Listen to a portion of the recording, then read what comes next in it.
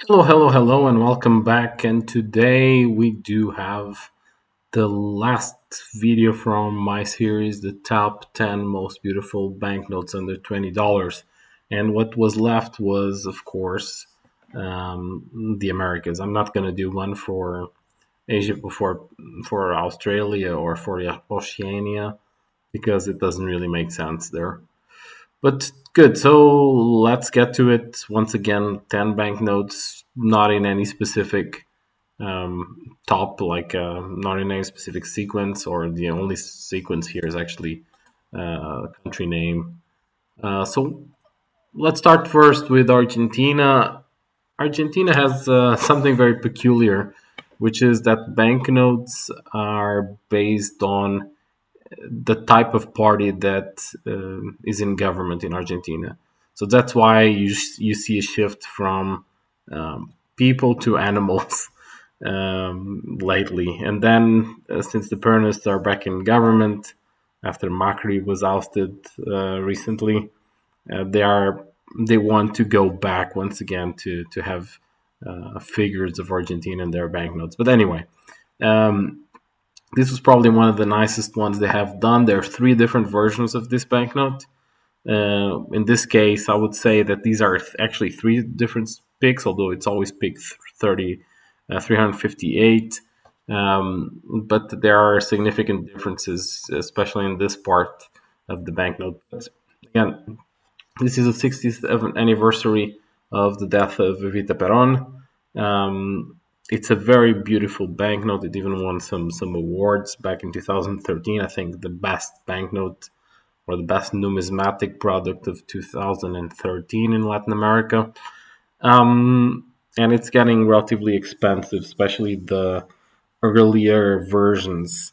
At the moment, you still can get the pick 358 C or D for close to $12, but even that is getting scarce as the banknote doesn't circulate anymore in Argentina. Anyway, so that's the first one. Second one is Aruba, pick number 16. That's the 10 florin. So you see here, it's a very Dutch feeling, this banknote. It has some remains of the old or the pre-Euro Dutch banknotes. And it combines very well. I think I actually like this drawings more than the ones that they have nowadays in Aruba, the series, because it manages to have like some geometry combined with well, the fauna and the flora of the country. Banknote is withdrawn. You still can get this one market price of around $12, especially this latest one. I would try to get my hands on it. So most expensive one on this list, and probably the one that is gonna get more expensive, although not as much as the World Paper Money Catalog thinks. $85 for a $1 from the Bahamas is a bit too much, even nowadays. But it's the drawing in the back in this case that is beautiful. The front for the whole series is relatively the same, just changes the a bit the color. But the $1 has a magnificent back as well as some others in the series. The half dollar doesn't have that much, to be honest. Although in this series from '74, there's no half dollar anymore. And well, like I said, these are getting extremely cheap, extremely expensive, especially the ones of higher values. This $1 you can still get for $20 if you're lucky, but you really need to search for it. So, but I would get my hands on one of these.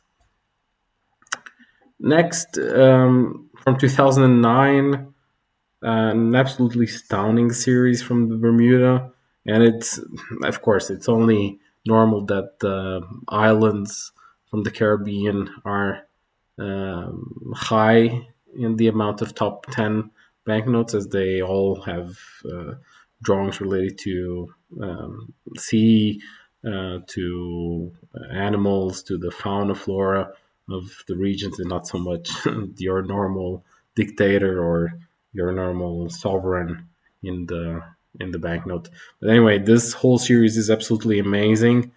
Very nice colors, very nice security features. The $2 is specific. It's I think one of my favorites, one of my well, one or the first or second most that I like the most in the series. And yeah, still at $5, but this one is getting extremely expensive fast. The whole series is. So yeah, I had bought the 100 recently.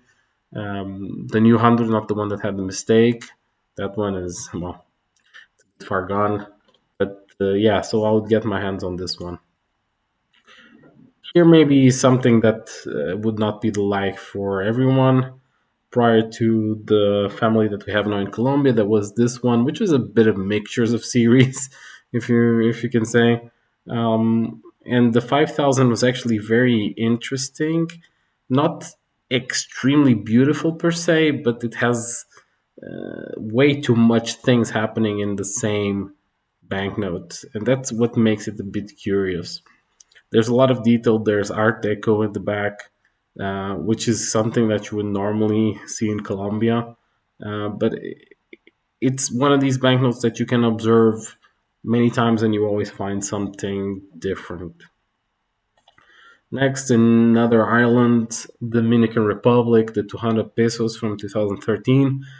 Again, here I believe that the new series is a downgrade from this one. This one is very nice, especially because it was one of the few banknotes that you have in this pink greenish flavor, which kind of goes a bit into without being too much of a machism. It's like without trying to mansplain or something.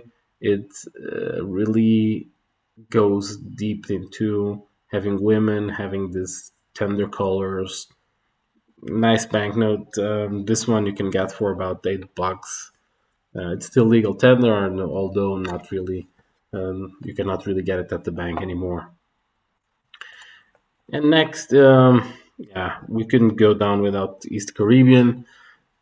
I have to say that I didn't really like the banknotes of this central bank in the past, but they grew on me, and this new series, together with the polymer, etc., really made it through. Especially if you look at details like the turtle here or the colibri.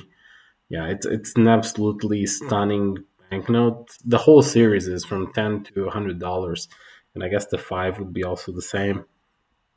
In these, of course, East Caribbean earlier banknotes are extremely expensive, and it's also there's also a tendency for this one to also get slightly more expensive as time goes on. So three left. We have Mexico, and I chose the 100 pesos here because it's actually one of the few banknotes of Mexico recently that actually has the Mexican culture, or at least in this one, the Mayan culture. Um, it is Mayan Aztec culture. In the back, you have it's the pyramids. I think these ones are the ones from Tenochtitlan. I'm not sure, but it's like I said, it's a banknote that really defines a bit the country, and it's a bit going away from the whole